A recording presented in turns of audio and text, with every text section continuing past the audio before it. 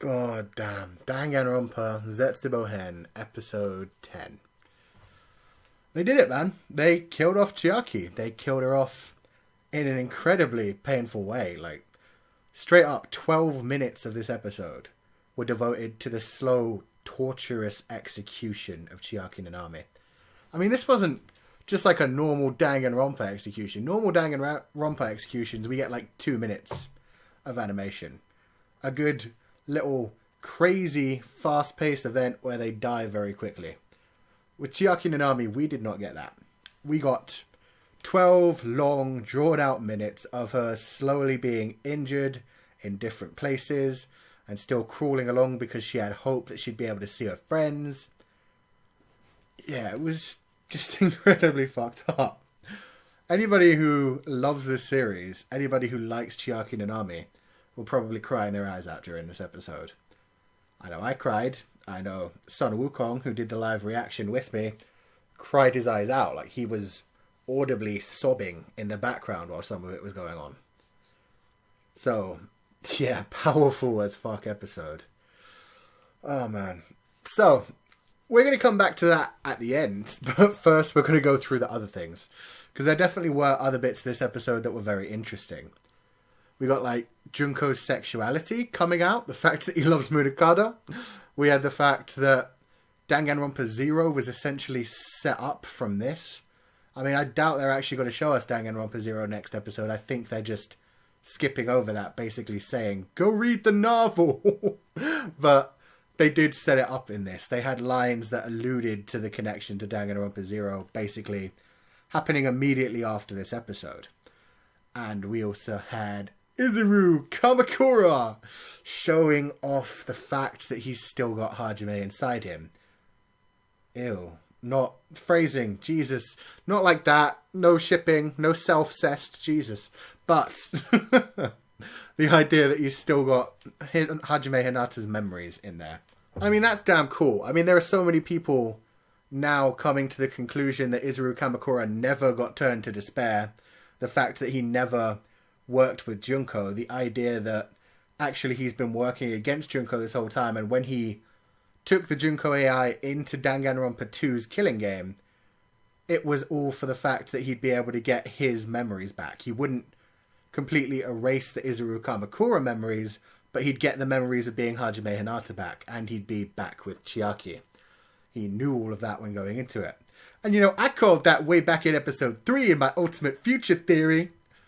I also still thought Chiaki was going to be Miaya Gekokahara, and I still thought that the Mirai-Hen killing game was a simulation. But, you know, I called the Izuru thing. I put it all together. I mean, there were so many suggestions. We had, like, how pissed off he was at the end of Danganronpa Ultra Despair Girls when he, like, punched into the Monokuma heads. The fact that when he was on the boat in Chapter 0 of Danganronpa 2, going to the island, he was saying to himself, I'm going to use that person like she used me. The fact that he talked about how he wouldn't be able to participate in what lied ahead, but that he knew exactly what was going to happen, connecting to the idea that he knew he was going to become a different person when he came out of it. He knew he was going to have a little bit of emotion and his memories back. And then also the fact that when we see him in Mirai-Hen episode 3 being caught by Makoto Naegi, he has 2 flowers next to him sitting on a desk, which are a daisy and a yellow camellia, which are basically the sign in flower language for hope/faith and longing. The idea of longing for hope or possibly longing for Chiaki. That kind of thing. Basically, he always had those memories inside him. I mean, you also had Chiaki in this episode saying things that the Chiaki in Hajime's head says to him in Danganronpa 2. She said in this episode, they say if you try it will just work out. And then right near the end of the game, when the AI Chiaki is already dead and gone, you have a Chiaki inside Hajime's head telling him, if you just do it, things will turn out okay. Pretty much the exact same line, which probably is a built-up memory in Hajime/Izuru's head of Chiaki Nanami, the way that she used to be when she was full of emotion. And so, man, that was damn cool to see that pretty much be proven in this episode. It's still not proven. They may change things around, but it was nice that that was in here. So, yeah. Going in first into the Juzo revelation. Goddamn, guys. The Juzo Skei shippers, you really crushed it, man. I did not think he was in love with Munakata. I legit thought he was in love with Chisa. There were so many signs of him being in love with Chisa. But now they've revealed it, it kind of makes sense that he was always relatively defensive. Like, he had these feelings that he wanted to be useful to Munakata, but he couldn't be so open about that. So he tried to make it seem like he loved Chisa with those lines of like, oh, I'll give my life to protect you, Yukizome, and oh, there's no space for me. Like, clearly that could have been directed at Munakata, but the whole I'll give my life for you, Chisa, he was trying to make it seem like he loved Chisa, but nah, it was just all straight up. I love Munakata, goddamn. Him staring at that picture of Munakata, the fact that Junko edited it and put all the love hearts and the love vision line on it, that was kind of hilarious, man. So yeah, fucked up scene, actually. It's really sad when you think about it, that Juzo, as a proud male in Japan, just did not want it to be known that he was gay to that kind of fucking level. I mean, it was worse to him than the idea of betraying Munakata and letting Junko go, knowing how many people Junko had killed. I mean, he knew she was responsible for the tragedy and that she had bigger plans at play. And yet, he saw the idea of him being outed as gay for Munakata as worse than letting that shit go on. Oh man, that's so fucked up. But it also makes his death so damn much sadder. It really sucks. I mean, he loved Munakata.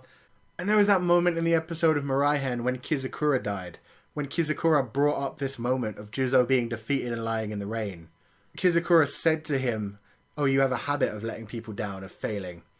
And he actually said at that point, Sakakura said he wasn't going to let that happen anymore. And then when he next saw Munakata, he was ready to confess something. So that's the worst fucking thing. He really was about to confess his feelings. And then probably the fact that he let Junko go. Oh, man. So horrible. And then Munakata stabbed him before he got to say it. Oh, man, that's so soul-crushing. Oh, I mean, I made so many jokes about it during the discussion stream after. About the idea of Munakata's long, hot, throbbing sword penetrating Sakakura, and that being exactly what he wanted. But no, it's just actually soul-crushing that he loved Munakata so much and went out that way. I really hope the reason the counter didn't go down is because Sakakura is still alive, man. I hate that, man. I really hate that being his death. The fact that he never got a proper redemption arc, it's just really saddening for him, because he was an interesting character. Finding out about his sexuality, finding out about how far he went to hide it, man, I feel for him. So that was fucked, man. Oh, and speaking of really messed up scenes, Chiaki's betrayal by Chisa. I mean, we all saw it coming. We all knew exactly what was going on. I straight up thought it was going to be Chisa that killed Chiaki. I'm kind of glad that didn't happen. I mean, as you guys know from last week, I was more messed up by Chisa's brain surgery scene than I was through this one, I guess. I mean, I think it will have more of a lasting effect on me. So I am glad that Chisa hadn't done anything as horrible as actually killing Chiaki, even though she does kill a bunch of children in the future. But man, just that betrayal. When she was getting all close to Chiaki continuously, telling her how she was the ultimate hope, how she kept the class together, talking about how she had to fix the class representative's face, and then, you know, shoving her through the door, having Chiaki fall in that painful looking way, looking up at Chisa, who was talking about, that's why you're chosen. That big smile on her face, the despair spiral eyes, slamming the elevator door shut. Oh, that was so fucked up, man. It really was. Oh. And it just got so damn much worse from there. Oh, man. Chiaki's execution. It was fucking horrible. Let's be honest here. I mean, we didn't even see how she got her first injury, but she had a nice big cut on her arm. She was dripping blood as she kind of jogged along through this labyrinth that Junko had set up, making it essentially look like a dungeon in a video game with the traps to go with it. Oh, man. It was just honestly so painful to watch because it went on for 12 minutes, the whole way through to the end of the episode. You had Chiaki accidentally standing on spike traps, and my god, that was the first one that was horrible. Mad props to Kana Hanazawa, who does Chiaki's seiyuu role, because she nailed the sound of Chiaki just like screaming in pain, falling down to the ground, having to rip her own foot off of the spike trap before she could get back up. God, this was a really, really painful scene. The fact that she just kept going, and the fact that she wasn't even doing it for herself. I mean, she was still full of hope. She wanted to believe that she'd get to her friends, or that her friends would save her. She'd be back together with the class, and together they could do anything. She kept screaming at Junko, man. She kept going. Right until the end, she kept talking about how she wanted to see them again, and she believed in them, and she wanted to be together. So, yeah, that whole scene, horrible. Seeing her hobble along after she got the foot injury, take the ball bearings to the face and have blood running down one of her eyes. Kind of in the opposite side from the normal Monokuma face, and the opposite of what we always saw with the poison in Martyr, like the blood was going down the opposite side. And then finally that fake out where she thought she'd gotten to the end, opened it up, and bang, spears of Gungnir. God damn, man. Pretty much the exact same death that Mukuro got, in fact, which is crazy to think about. She got 17 spears shot through her, and that was exactly 17. One for each member of the class, including herself and including Chisa Yukizome, plus one for Izuru Kamakura, if I've gotten that visual metaphor correct. So yeah, horribly painful. Really disgustingly painful seeing that game over thing.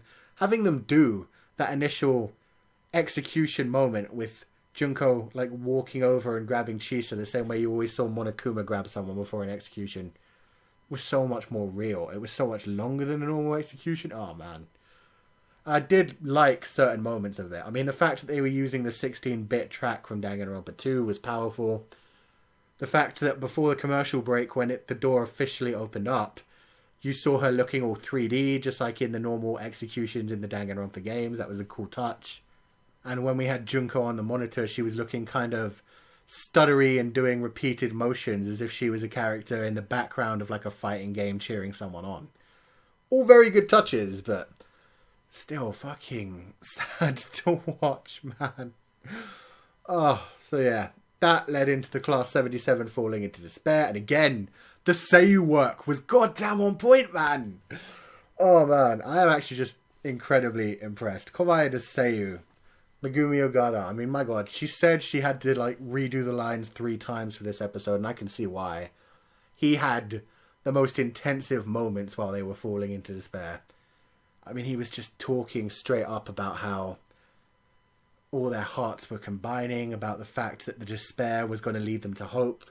He literally said, as Chiaki had just died, "You've become a stepping stone for our hope." The fact that he was feeling that ultimate despair, man, it was so fucked up. And the animation scenes were just on point as well. When you had everything like spinning around, getting together that idea of the spiral of despair where you fall into despair and it just keeps getting worse and worse because you do horrible shit. Oh man, and going round in circles while all of the characters, the ultimate despairs, were sitting there with those massive smiles, sometimes pained expressions, tears running down their eyes wide and full with the spiral. Oh man, and then when it zoomed in on Komaida's eyes right at the end there, and you saw it slowly become more and more red, showing that ultimate despair red eyes was setting in, man. That was an incredible scene. That was powerful as shit.